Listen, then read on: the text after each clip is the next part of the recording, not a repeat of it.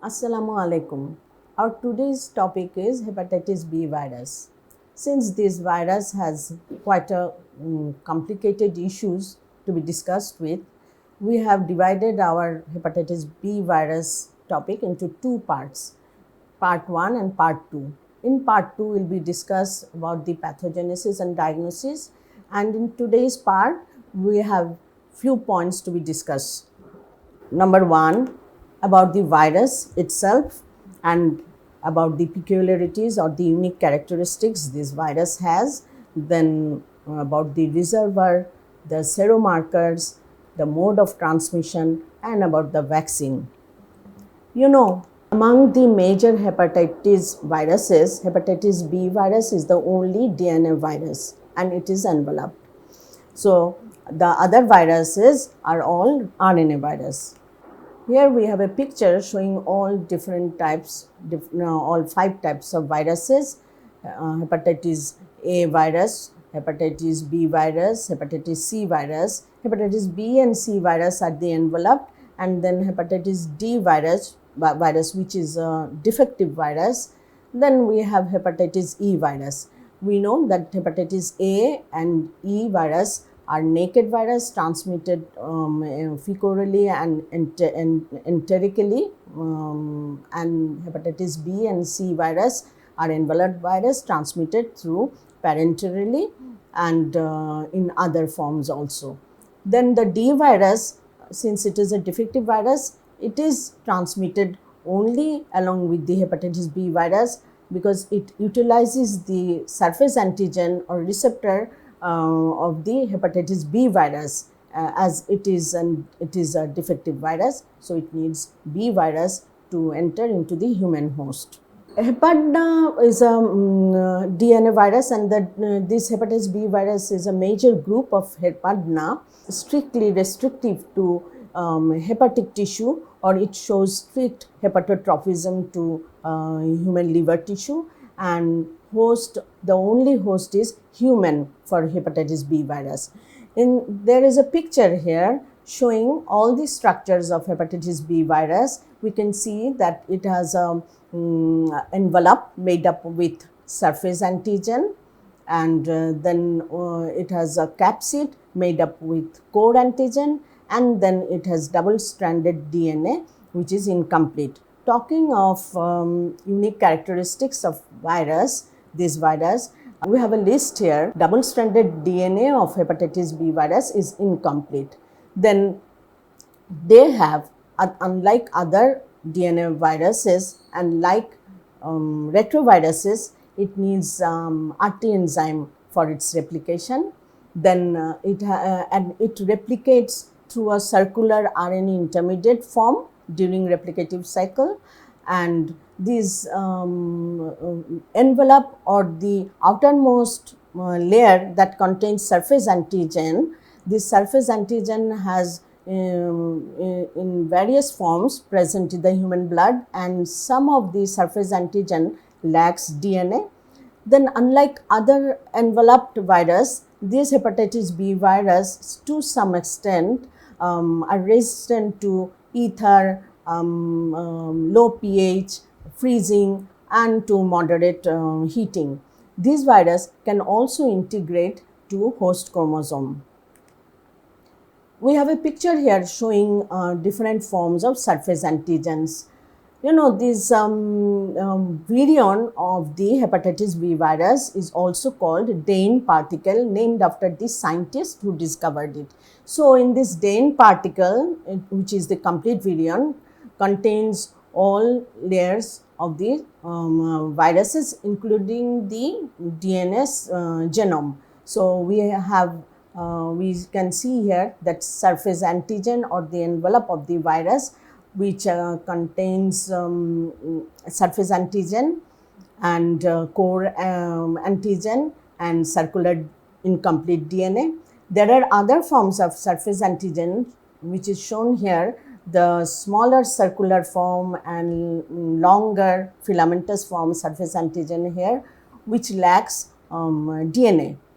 So, that Dane particle contains all the other forms of surface antigen in its envelope. We have electron microscope picture of blood containing all three types of surface antigen, including Dehn particles and small circular and long filamentous form of surface antigen in the blood. And these surface antigens of the hepatitis B virus, abundantly it is released in the blood. So this is a structure of the hepatitis B virus showing all the antigens or this surface structure or the different structures of the B virus. We have already mentioned about the surface antigen which forms the envelope. Then we have this hepatitis B core antigen forming the capsid, and then we have hepatitis B E antigen, or the antigen that is not the structural component of the virus, rather it is released during the replication of the virus.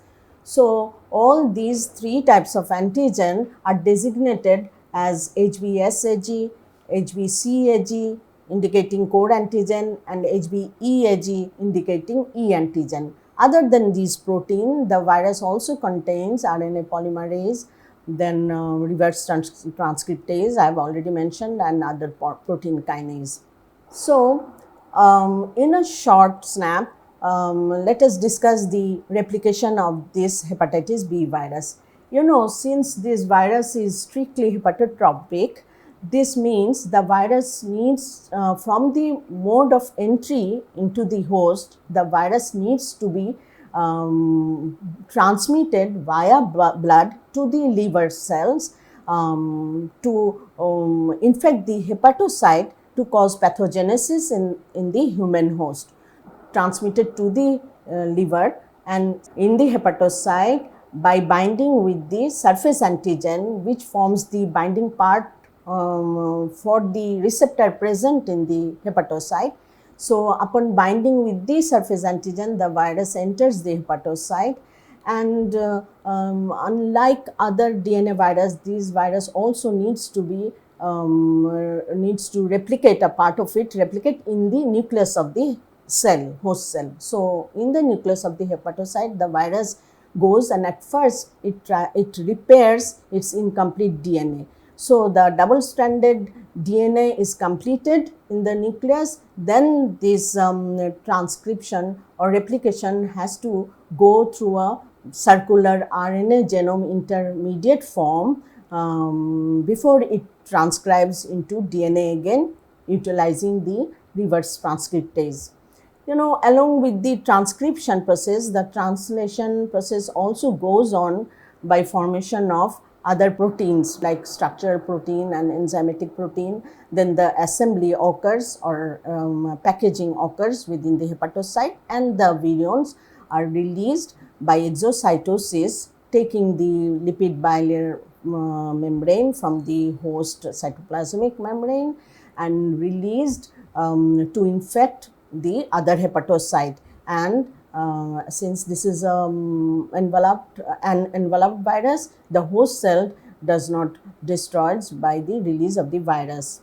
This is a picture of the facts documented by CDC of Atlanta, Center for Disease Control of USA, showing the incubation period. You know, this virus has a long incubation period, and the average incubation period is 60 to 90 days. And in most cases, like below 5 years of age, the clinical sign symptom is inapparent. There is no jaundice or no clinical illness. And even in the adult, more than 5 years, the sign symptom appears in only 30 to 50% cases. So most of the people infected with hepatitis B virus can go on without any apparent sign symptom.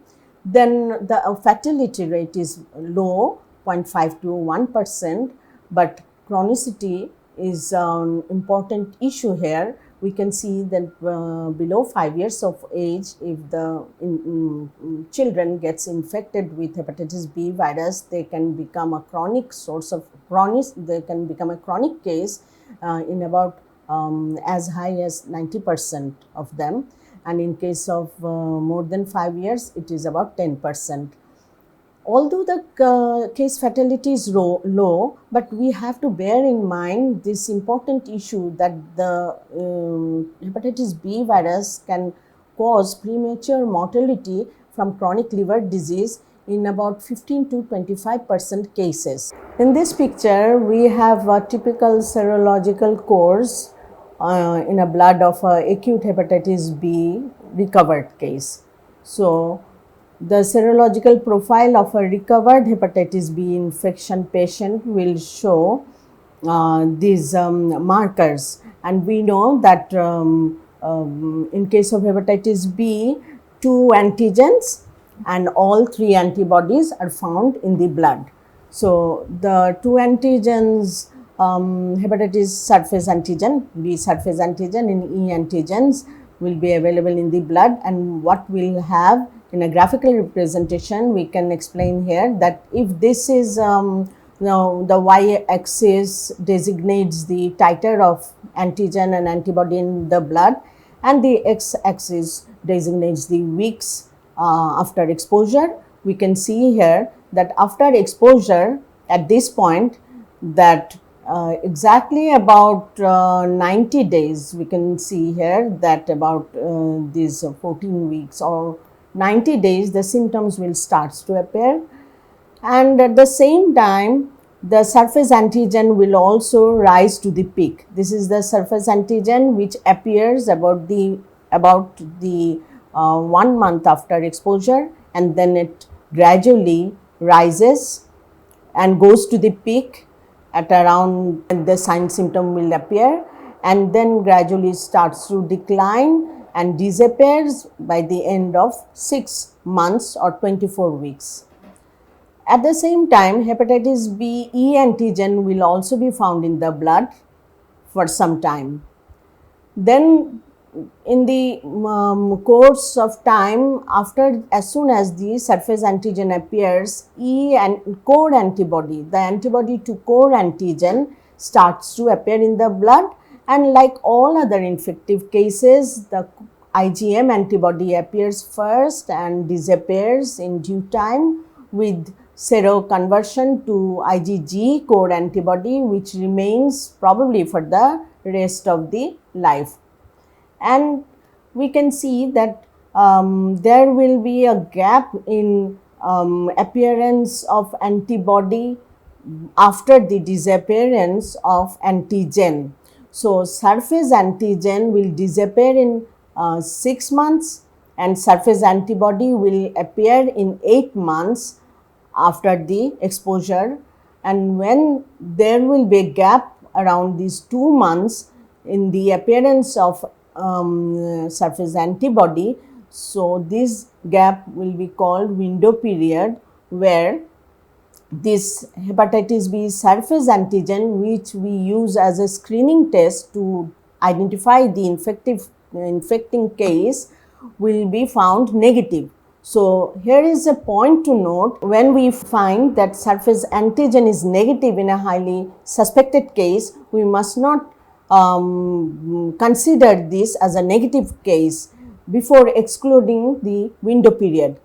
So, what we need to do is, during this period when surface antigen disappear in the window period, we can detect the IgM core antibody, which will be found positive at that time. So, then we have appearance of surface antibody around 8 months. So, in a patient, to diagnose or to say whether the patient has developed immunity or recovered or not, we have to wait at least 8 months to see whether the surface antibody developed or not, because we can see here that surface antibody develops around 8 months, and then it gradually rises, and then it remains in the body probably for the rest of the life.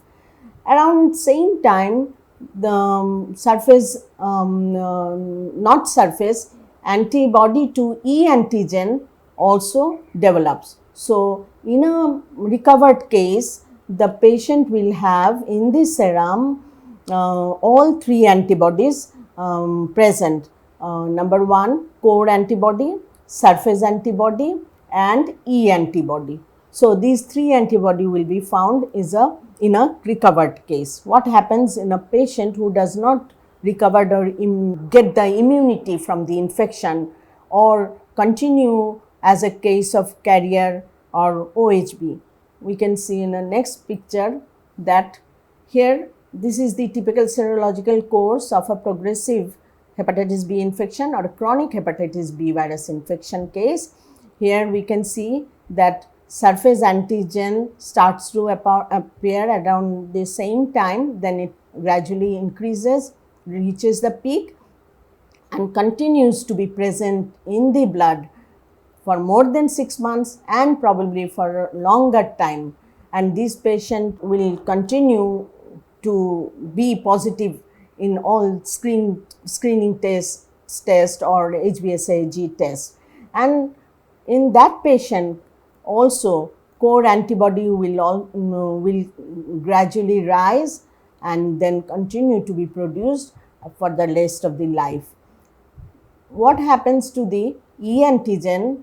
In these patients, E antigen will be present in the blood for a longer time than the acute cases, and at some point of life, the E antibody also develops. When the patient has E antibody in the blood, then we can say that the patient is not infective or the virus is in inactive stage. And when the surface E antigen is found in the blood, we can say the virus is in replicating stage, so the patient may be infective. So this is what we get about in case of a carrier case. In a carrier patient, we will have surface antigen positive, core antibody positive and either E antigen positive or E antibody positive, any one of them. So we need to consider these seromarkers seriously and we need to understand and interpret it properly. So what we often ask to the student of MBBS in a viva examination is, what do you mean by carrier stage and what do you mean by window period? A carrier is called when the patient of hepatitis B infection possess the hepatitis B surface antigen in their blood for more than 6 months, because we know the surface antigen is supposed to disappear by 6 months. And the window period is the period when there is a gap in his blood where no surface antigen is found after the disappearance at 6 months and before the appearance of surface antibody at 8th month. In those 2 months, surface antigen will be negative, surface antibody will be negative, but core antibody will be found to be positive, IgM or total core antibody. Then we have sometimes, in some people this carrier stage may continue for a longer period, and at some point in their life the patient may develop occult hepatitis B. Occult hepatitis B is a condition where there is hepatitis B virus present in the blood, yet not only surface antigen will be negative. In the carrier stage, we find surface antigen positive, but in occult hepatitis B, surface antigen becomes negative, and also sometimes core antibody also may become negative, and E antigen also become negative. So all these antigen and antibody may become negative in a patient of a occult hepatitis B. Why is that? Because for a longer time the hepatitis B may go into a mutated form, so there will be surface mutant or E mutant conversion of the hepatitis B virus, and so these antigens and antibodies will not be found in the blood, will be found as negative.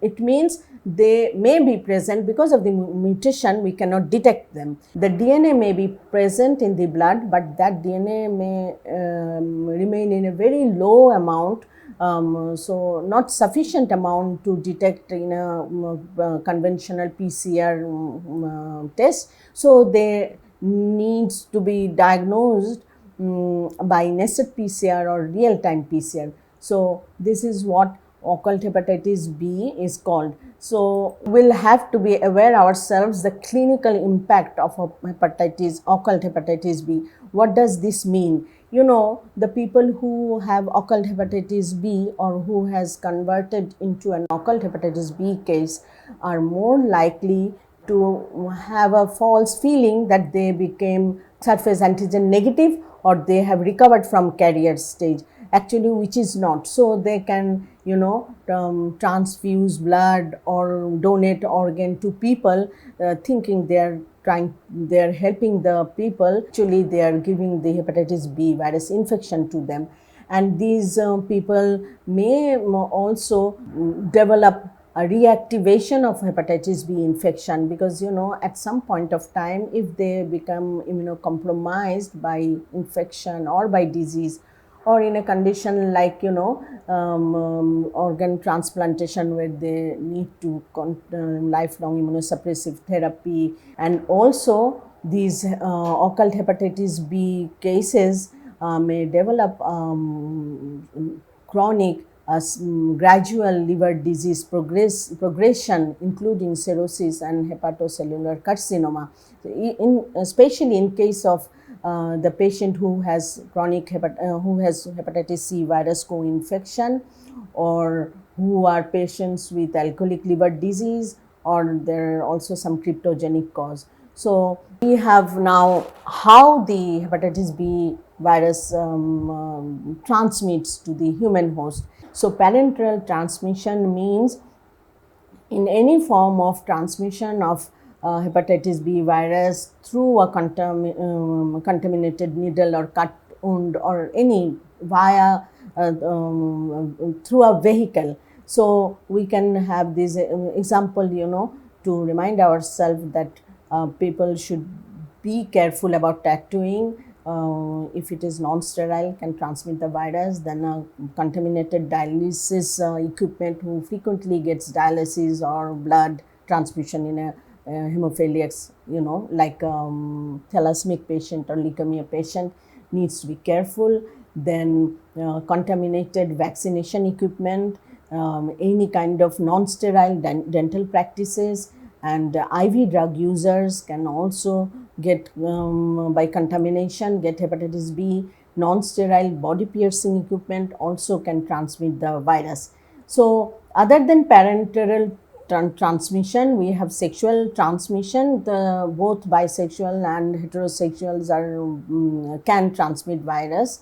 And then perinatal transmission, which means the vertical transmission from a infected mother to the infant. So regarding this perinatal or vertical transmission and horizontal transmission, CDC has this documentation saying that any infant who are infected from the mother, infected by vertical transmission, from them 90% will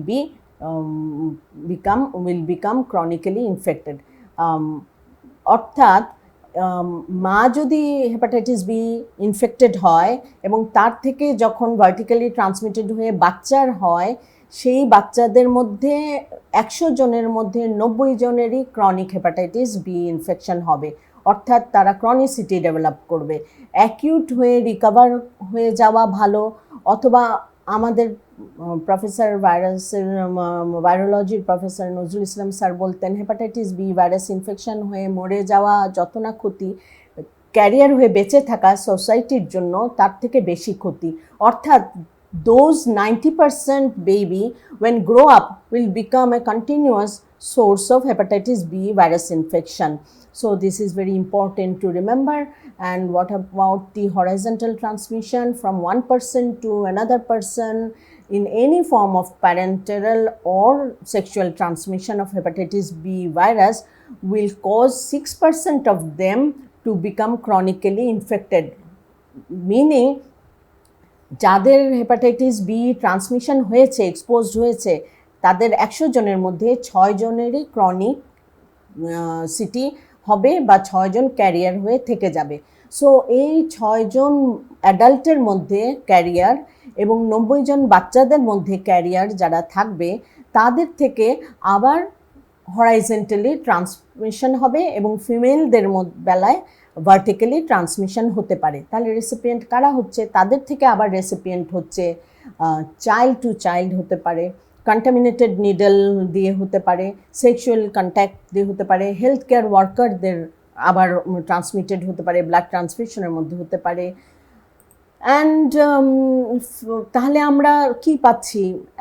talking about reservoir, the facts on reservoir of hepatitis B virus, we can see প্রথমে হচ্ছে infected people আর the reservoir. তারপর infected থেকে কারা হয়ে যাচ্ছে, কিছু হয়ে যাচ্ছে ভালো, হ্যাঁ, কিছু হয়ে যাচ্ছে ক্যারিয়ার আমরা পেয়েছি ছোটদের বেলায়, মায়ের থেকে যারা পায় 90 জন, 100 জনের মধ্যে বড়দের বেলায় 6 থেকে 10 জন আমরা আগে একটা সিডিসি রিপোর্ট দেখেছি হতে পারে ক্যারিয়ার। সেই ক্যারিয়ার প্লাস আমাদের কিছু ক্যারিয়ারের মধ্যে আবার অকাল্ট হেপাটাইটিস বি ট্রান্সফর্ম হয়, এই occult B infected. So infected, carrier, occult B case, এই সবগুলি মিলে এরা আবার আমাদের সোর্স অফ ইনফেকশন হয় for horizontal transmission and vertical transmission. Altogether, we have a huge number of reservoir here. So, এই জিনিসটাকে মনে করার জন্য আমাদের আরেকটা জিনিস খেয়াল করতে হবে যে there are people who fall in the category of high risk group of hepatitis B infection. এই ক্যাটাগরিদের এখন এর জন্য বলছি বিকজ এই ক্যাটাগরির পিপলকে অলওয়েজ মনে রাখতে হবে যে whether these people are vaccinated or not, কারা তারা? Healthcare worker who have blood contact, starting from the nurse, sister, phlebotomist, then lab technician, surgeons, most of all, and the OT staff, all of them needs to be, all of them falls in the category of high risk group.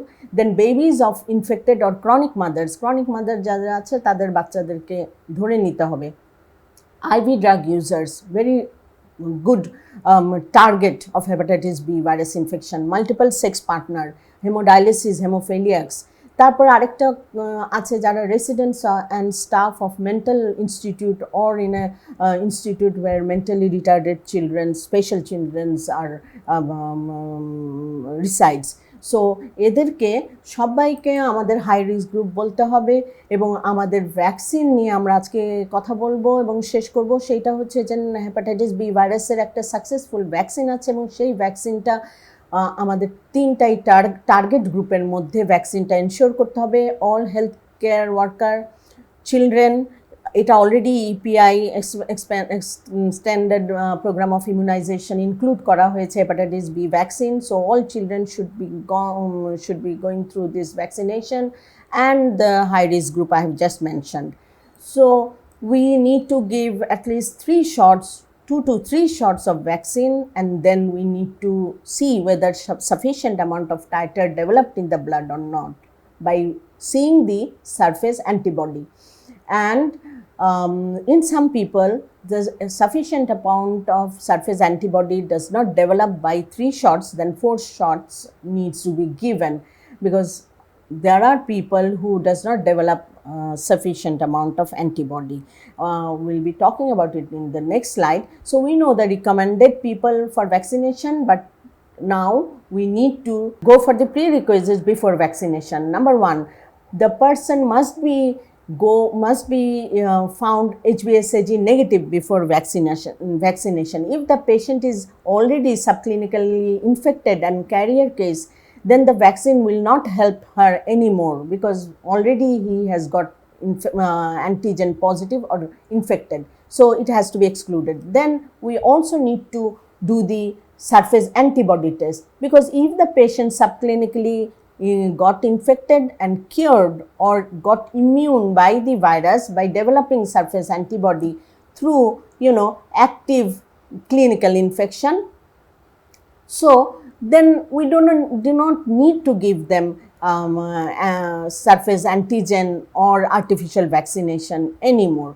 So there is a screening test for surface antigen, and ELISA quantitative test should be done for surface antibody. Few words about the vaccine is that, like other live attenuated vaccine or kill vaccine, this hepatitis B vaccine is not among those.